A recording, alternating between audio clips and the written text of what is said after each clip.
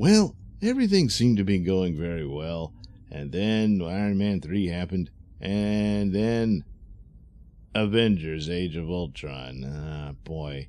Well, there were some great things in it. Once again, the choreography scenes of where they're all battling together, just, that's good stuff. And especially at the beginning where they're taking out Hydra and looking for Loki's staff that's still around. And, so it's all well and good, a good enough battle here and there. And then we're introduced to Quicksilver, who's never called Quicksilver, but that's who he is. And Scarlet Witch, who is never called Scarlet Witch, but that's who she is. And what they can do. And Scarlet Witch, most notably, puts the whammy jammy on Iron Man, and he has a vision of the future. And a lot of people now have surmised that the vision is perhaps true in what happens with Thanos and Infinity War and all that sort of thing, even though it shows the very Avengers who survived Infinity War as being dead. And plus, they don't quite look like they do in that movie, so whether or not this was always intended, they knew they were going to a final battle with Thanos. I don't think they quite understood what would happen in total. But nevertheless, this sets up, once again, for Tony Stark to have to battle with his own personality. So he's terrified of that. He's already scared of the alien invasion and whatnot, and that's the ultimate threat coming. And he's right to be concerned about it after what happened, and had to battle with his own PTSD as a result of that in Iron Man 3. And you can assume that's still there with him at this point, and he has that vision. So now he's bound and determined to do something that can oppose or put up a line of defense against a possible world-ending threat that can come from outer space. So this sets off the development of Ultron. Now, Ultron in the comics was actually invented by Hank Pym, the original Ant-Man, who later became Giant Man. And did he call himself Goliath, or was that when... See, for a while, Hawkeye was Goliath. Well, and then he became Yellow Jacket, and then he just became kind of a wife-beating joke of a man. Well, he didn't beat her all the time. He slapped her at one time, not thinking. But anyway, so there's no Hank Pym, or there is, but they haven't introduced him yet, and they completely rewrote him, and a different man and all that sort of stuff. But so for the purposes and the context of the series that they developed, it kind of made sense to just say, okay, Tony Stark invents Ultron. So a program of an artificial intelligence that can operate an army of Iron Man drones that can protect the world from terrible threats, especially from outer space. And so you saw a bit of that when he was using his suits in Iron Man 3. Now he has an Iron Legion of Iron Man robots that are at his beck and call.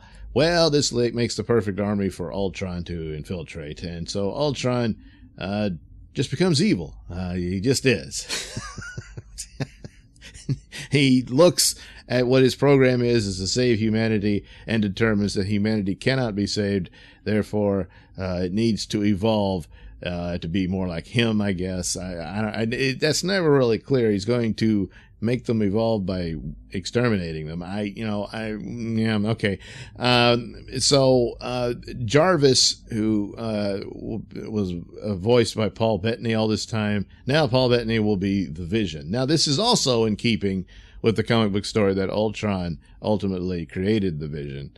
And so you have the Vision. So Jarvis is, I don't know why they don't think he's artificially intelligent, but clearly he kind of is.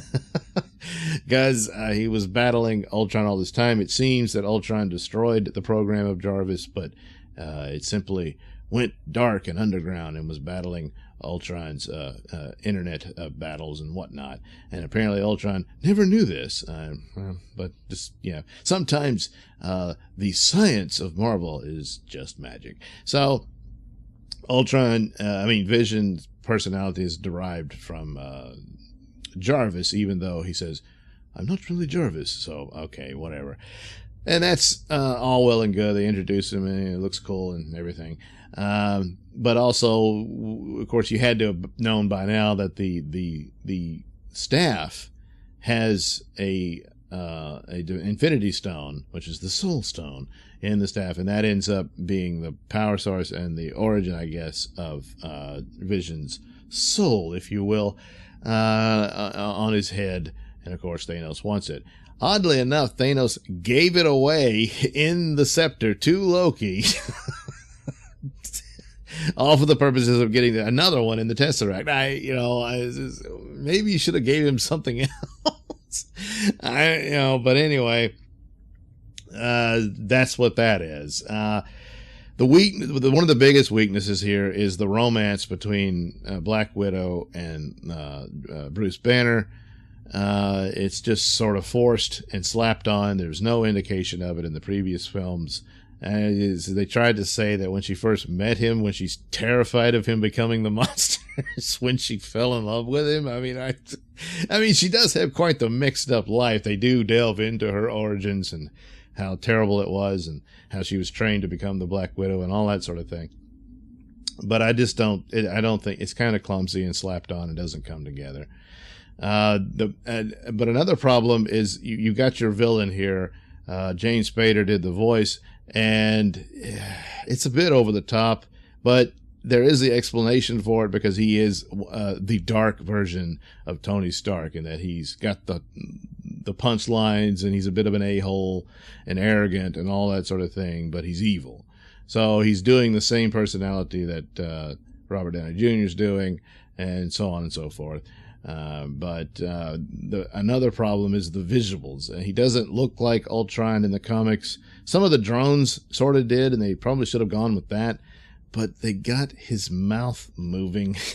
It's just so bad. And it's not moving like having the jaw just move up and down because it's this mechanical thing. It just moves like it's CGI, and it just, no, that was awful. Boy. So again, we get the humor taking the forefront when it really shouldn't, and it steps on the toes of the film. Too much of the lines comes out of it. It's okay at the beginning. This is the same thing where they're kind of in command and everything, and here, I guess, the Avengers feeling all powerful when they really aren't, and then they get humbled by their own mistake. Everything is their fault. Ultron, of course, is Tony's fault, and how they handle this, and then just the massive destruction that comes as a part of their battles, which keeps happening. And there's a scene where the Hulk gets spelled by Scarlet Witch and goes crazy on a rampage, which is Banner's ultimate fear come true. And Tony has to go and try to contain it. Well, he does a terrible job of it. Now, he tries at one point to take him out of this city, but the Hulk fights and they come back. So then he decides to try to imprison him inside this construction site where they're building a skyscraper. And why would you think that would work? He needed to just keep trying to get him out of the city and see what he could do there. But, oh boy.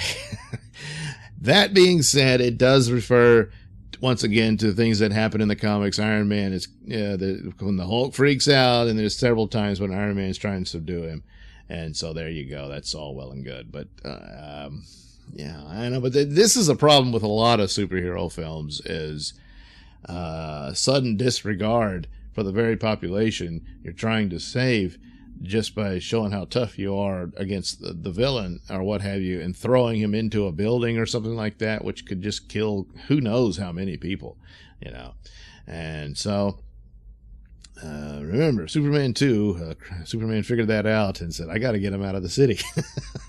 But not before there was quite a bit of destruction. So, I don't know. They always got to learn the hard way, I guess. Slowly but surely, the twins who are mad at the Avengers, or Stark in particular, because there was a bombing in their town, I guess NATO. I guess they were kind of making this fictional country of Sokovia was part of that Bosnian War, something like that. And some Stark weapons were used, and it killed their parents and all that sort of thing. And so now they're on board with Hydra in an attempt to take down the Avengers and most notably Stark. Well, they discover maybe they maybe they weren't so righteous after all, especially when she sees what Ultron's plans are. As Ultron is trying, despite the fact how much he hates humanity, he's trying to make himself a living being through the Vision body. And as a result, Scarlet Witch is able to read his mind. Before, he's just a machine, she can't do it, and now she's starting to read it. But she's also starting to sense some amount of sentience within the Vision body. And of course, that's an interesting thing because it sets off Scarlet Witch and Vision. Of course, in the comics, they become a married couple. And of course, the romance happens probably a little too soon, but they just didn't have the time to develop it. It's just suddenly there, kind of like Hulk and Black Widow, but what are you going to do? So the Hulk story works out. It's like Banner keeps rejecting Black Widow because he's afraid of what he'll do to her, and he's afraid of what he'll do to anybody. He's already admitted he tried suicide, and that didn't work because the Hulk won't let it, and this disaster that happens as a result of him makes perfect sense that he wants to disappear as much as possible. And boy, does he, because somehow we know what happens. He ends up in another wormhole that leads him to Thor Ragnarok. Hey, what luck. In the original story, Iron Man shot him into space to get rid of him. I guess they just figured, don't do that. So we see the cracks forming within the Avengers here. They fight one another. They're mad at Tony about this, and then Tony tries yet after screwing up, he tries to do it again with the Vision, and it's like, no, this time it'll work.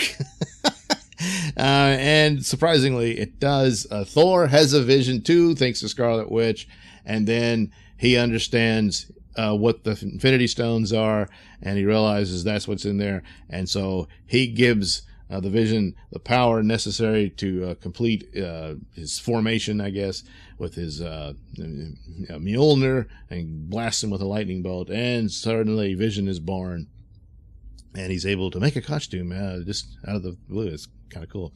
And so there you go. Vision is now part of the team, and off they go to end the menace of Ultron, who then lifts the Sokovian city out of the ground and to drop it to create what an asteroid did to the dinosaurs is going to do it to humanity, and this will help them evolve.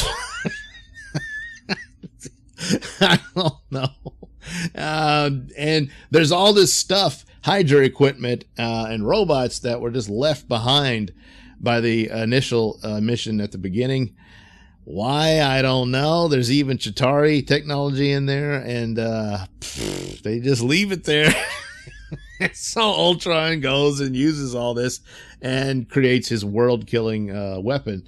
Oh, boy. So, again, there is some good action scenes, and the choreography of them battling and all that sort of thing. It all looks cool and all that, but it's too late. It kind of fell apart with the story here.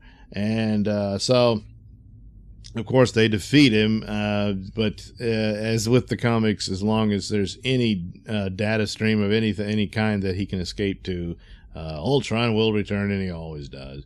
But for the movies, I don't think he'll be coming back, unless they do something in-game, he makes an appearance or something like that. Maybe, I don't know. But for all intents and purposes, he's done, and the Vision eventually finishes him off. And there you go. But Quicksilver dies. Yes, it seemed to be insinuating that Hawkeye might be going, because we learned that Hawkeye has a wife and kids and all that sort of thing, and he kept it secret because he didn't want that part of his life to be known.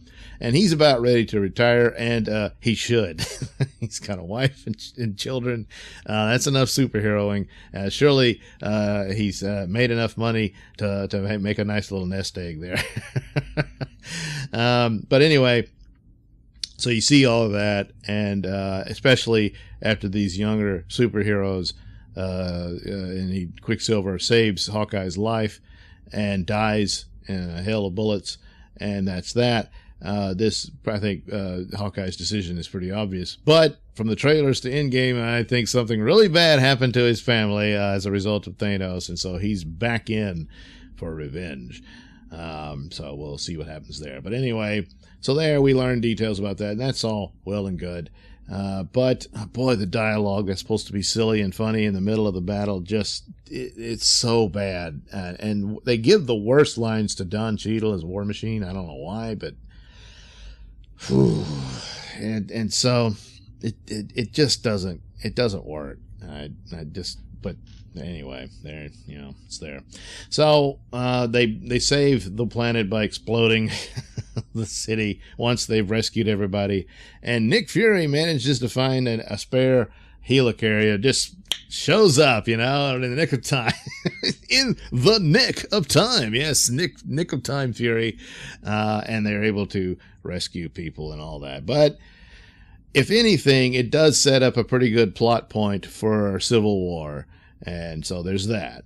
And it's an important point that superhero films need to address, is the carelessness for their battles and the massive destruction that results, and how dangerous it all is. And you need to be more responsible with that. So there you go. The Avengers coming apart in Age of Ultron. But it sets up things for other movies, and that's more of what this film was for, I suspect. And there you go. So Age of Ultron, not as good as the first one, and one of the weaker films overall in the MCU. But don't worry, Age of Ultron, there were weaker movies to come. So, all right, thank you for watching and listening. If you didn't like it, thank you anyway. I appreciate you taking the time. And for those of you who have subscribed, thank you very, very much. I do appreciate it. And hey, while you're here, check out that link description below. That'll take you to my many stores that have plenty of goodies for you.